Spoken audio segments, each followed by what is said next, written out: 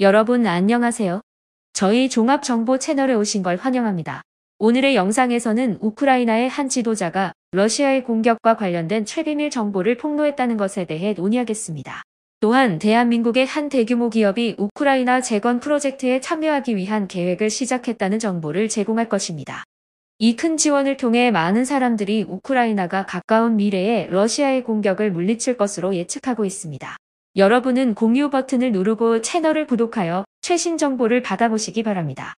저희는 여러분에게 보다 흥미로운 영상을 제공하기 위해 열심히 일하겠습니다.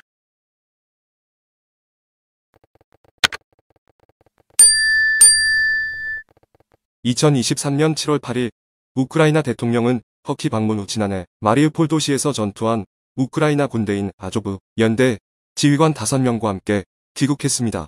한편 최근의 개발은 우크라이나와 러시아 간의 충돌이 교착 상태에 놓여 있다는 것을 보여줍니다.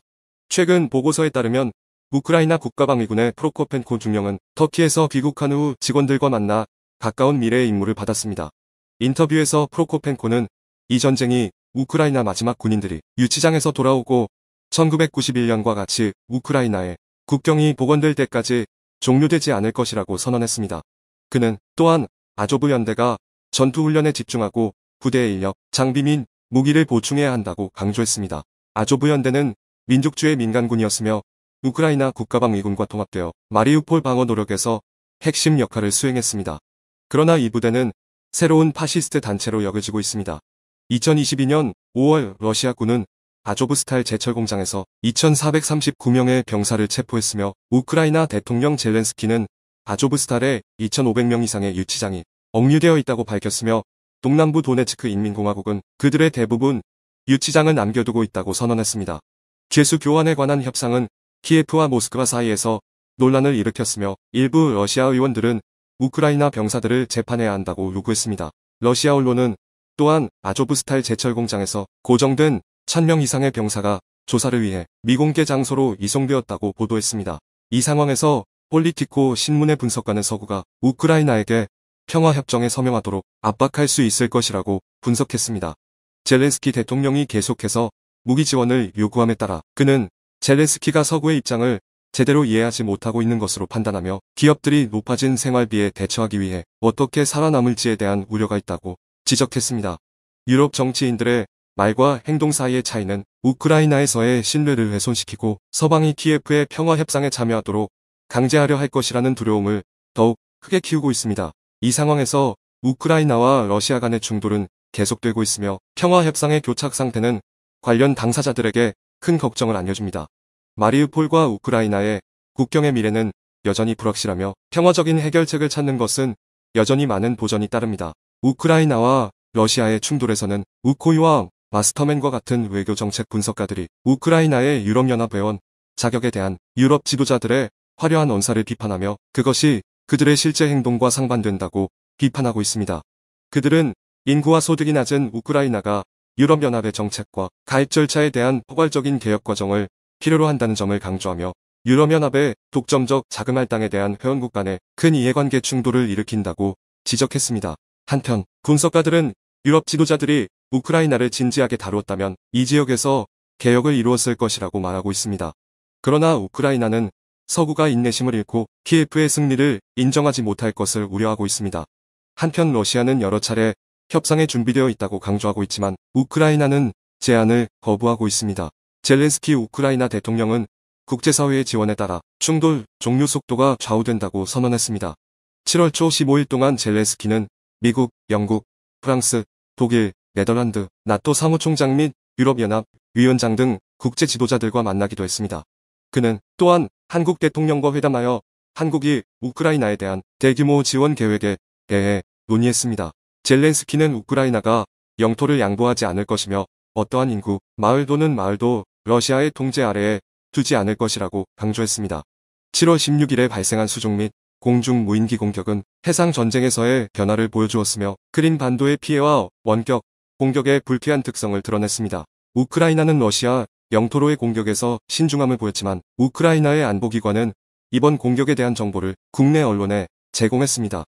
이전의 수중 드론 공격에서는 현대적인 탐색 기술과 해상 스포츠보트와 과거의 폭탄 제작 방식이 결합된 설계 방식을 보여주었습니다.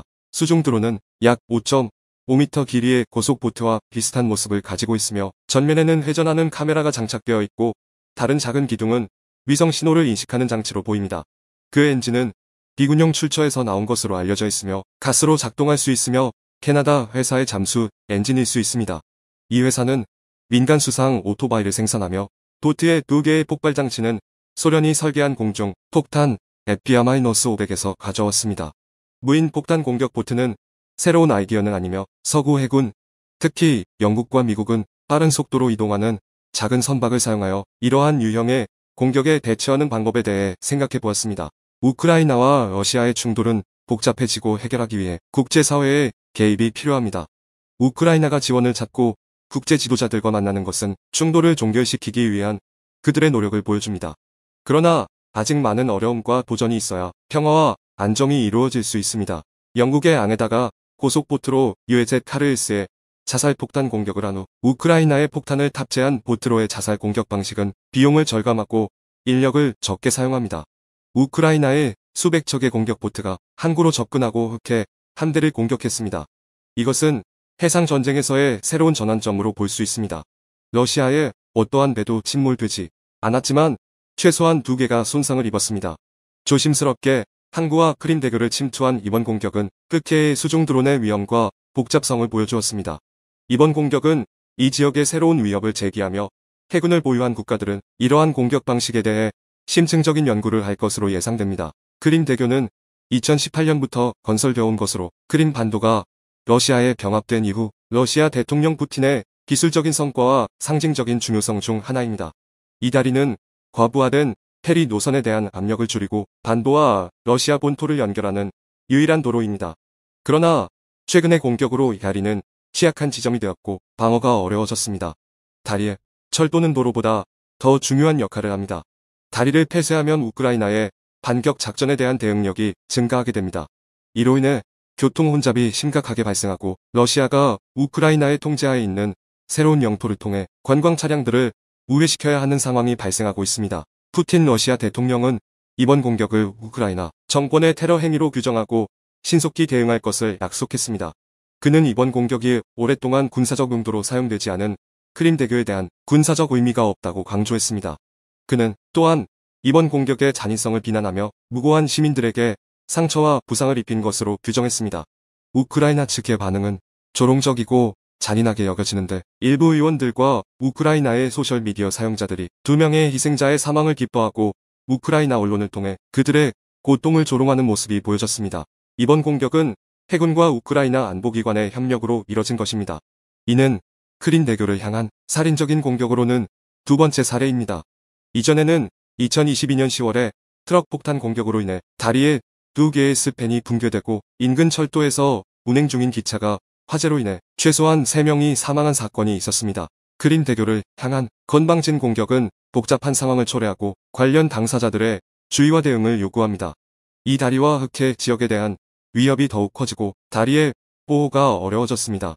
관련 국가들의 반응과 대응은 이 충돌에서 새로운 경고와 전략이 형성될 것입니다. 한편 최근에는 대한민국 중소기업인 카리스 주식회사가 우크라이나 재건 프로젝트에 참여하며 주목을 받고 있습니다. 특히 윤석열 한국 대통령의 우크라이나 방문과 우크라이나 대통령 젤렌스키의 대한민국 정부에 대한 적극적인 재건 참여 제안으로 인해 이 사건의 의미가 점차 커지고 있습니다. 우크라이나 재건 프로젝트인 2번째 마샬 플랜의 비용은 증가하고 있으며 2,000조 원에 이를 것으로 예상됩니다. 많은 사람들은 한국을 비롯한 여러 나라의 지원으로 인해 우크라이나가 러시아의 공격을 물리칠 수 있을 것이라고 평가하고 있습니다. 새로운 정보가 있으면 업데이트하겠습니다.